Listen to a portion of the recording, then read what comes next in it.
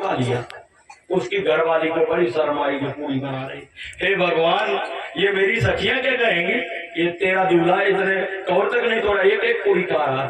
अब वो बोल नहीं सकती सबके सामने, क्योंकि मर्यादा है, पर्दा है कि बड़ी दूल्हा वाली हो गई, सबके सामने बात कर रही है, मर्यादा भी देखना है। लेकिन शर्म बहुत आई और उसकी घरवाली ने चूल्हा जो पूरी बना रही थी और धीरे से उसने जो है और 2 उंगली उठा करके बताया कि एक पूरी के 2 टुकड़े करके खा, इशारे से।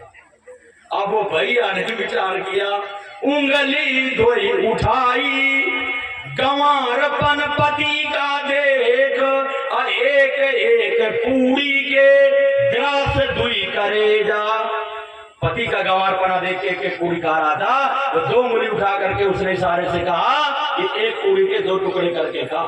अब वो भैया ने विचार किया, मेरी घरवाली समझती है कि ये जो है ना एक एक पूरी से पेट ना भरेगा, और तू जो है 2 पूरी उठा करके खा एक साथ।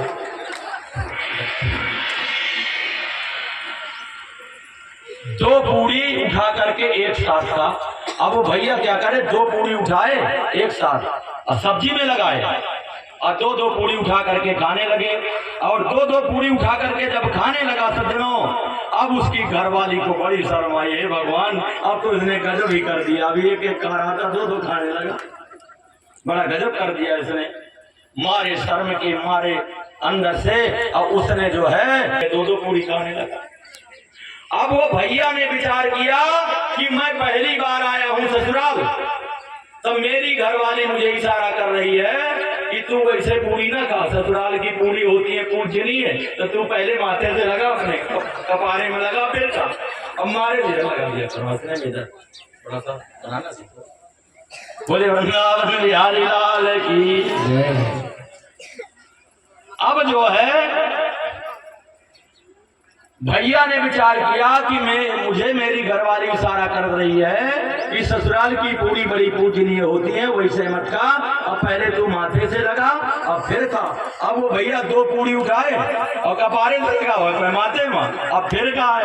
इस तमाशा को उसकी घरवाली ने देखा, हे भगवान, अब तो इसने बड़ा गजब कर दिया, जो है 2 पूरी उठाए माथे से लगाए फिर।